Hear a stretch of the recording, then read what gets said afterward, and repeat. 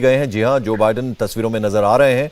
अब कुछ ही देर में एड्रेस करेंगे। बिल्कुल, अब ये आप देख सकते हैं जो बाइडेन मुस्कुराते हुए आए। अब देखना होगा क्या बोलते हैं Joe Biden. Well, good afternoon. Yesterday, Vladimir Putin recognized two regions of Ukraine as independent states. And he bizarrely asserted that these regions are no longer part of Ukraine and their sovereign territory. To put it simply, Russia just announced that it is carving out a big chunk of Ukraine. Last night, Putin authorized Russian forces to deploy into these regions.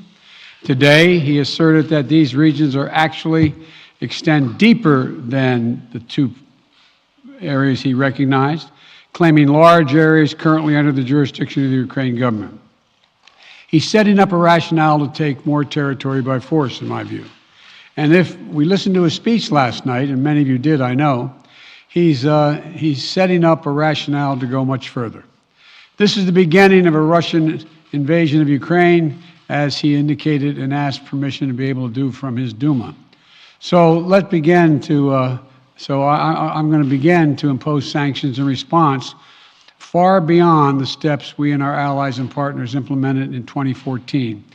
And if Russia goes further with this invasion, we stand prepared to go further as with sanctions. Who in the Lord's name does Putin think gives him the right to declare new so-called countries on territory that belong to his neighbors? This is a flagrant violation of international law, and it demands a firm response from the international community. Over the last few months, we've coordinated closely with our NATO allies and partners in Europe and around the world to prepare that response. We've said all along, and I've told Putin to his face more than a month ago, that we would act together.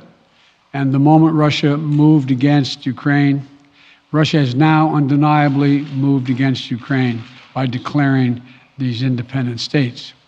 So today, I'm announcing the first tranche of sanctions to impose costs on Russia in response to their actions yesterday.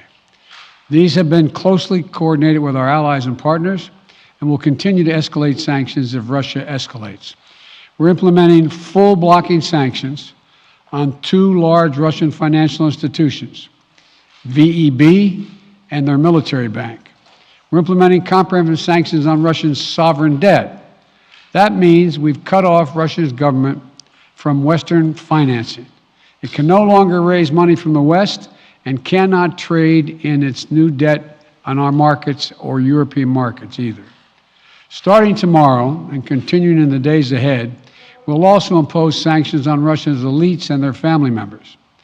They share in the corrupt gains of the Kremlin policies and should share in the pain as well. And because of Russia's actions, we've worked with Germany to ensure Nord Stream 2 will not, as I promised, will not move forward. As Russia contemplates its next move, we have our next move prepared as well. Russia will pay an even steeper price if it continues its aggression, including additional sanctions.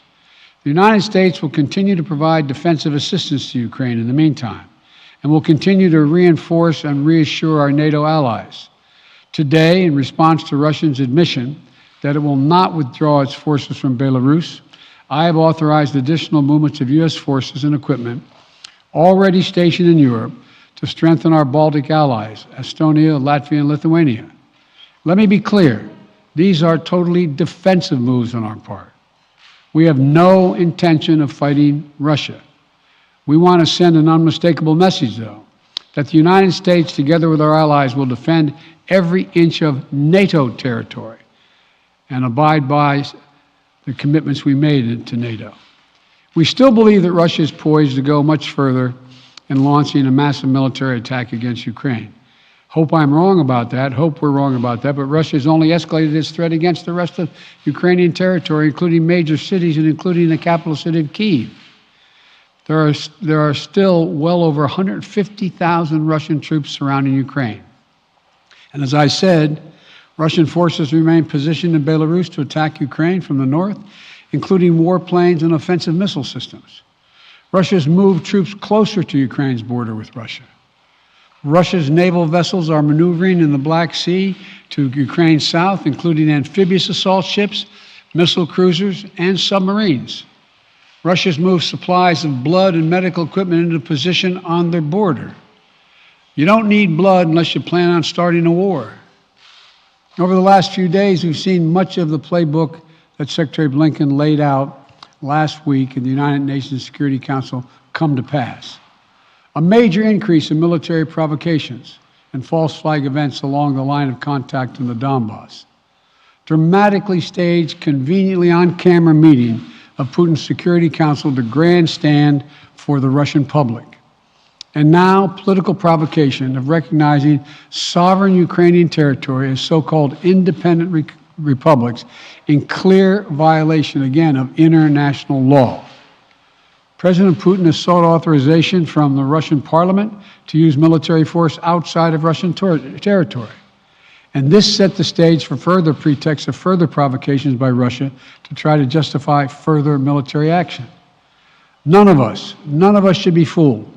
None of us will be fooled. There is no justification. Further Russian assault in Ukraine remains a severe threat in the days ahead.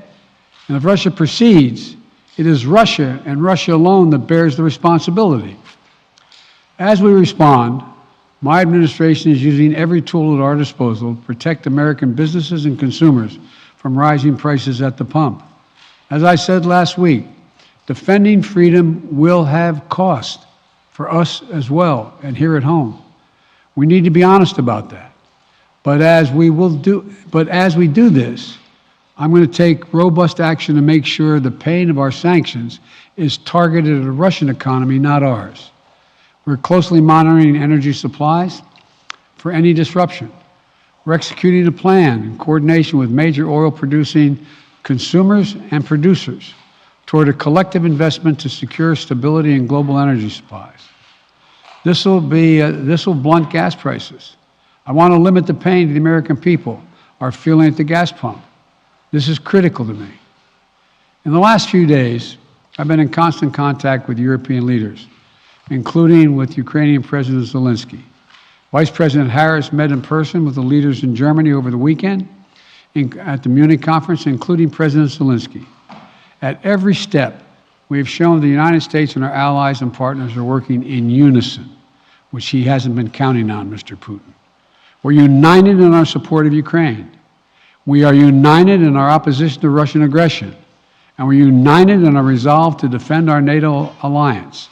And we're united in our understanding of the urgency and seriousness of the threat Russia is making to global peace and stability.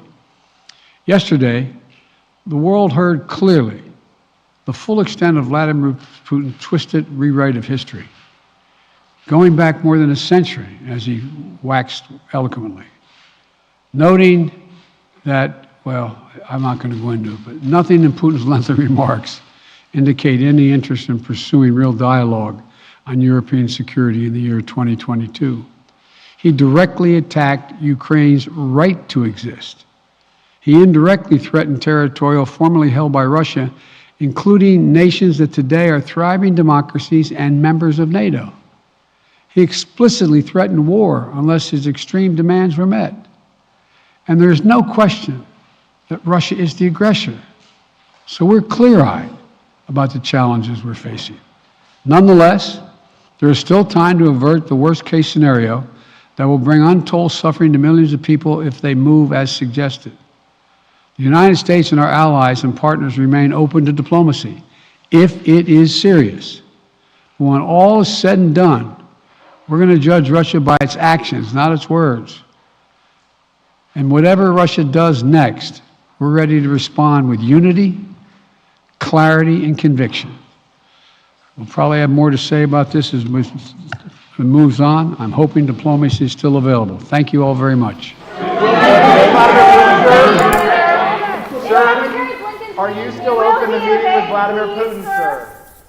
तो केवल 4 minute का भाषण दिया और साफ Joe Biden ने कहा कि वायलेशन ऑफ इंटरनेशनल लॉ है जो कुछ रूस कर रहा है और अगर रूस और आगे बढ़ेगा तो हम और बैन लगाएंगे। फिलहाल रूस की 2 फाइनेंशियल इंस्टीट्यूशंस पर हमने बैन लगाया है।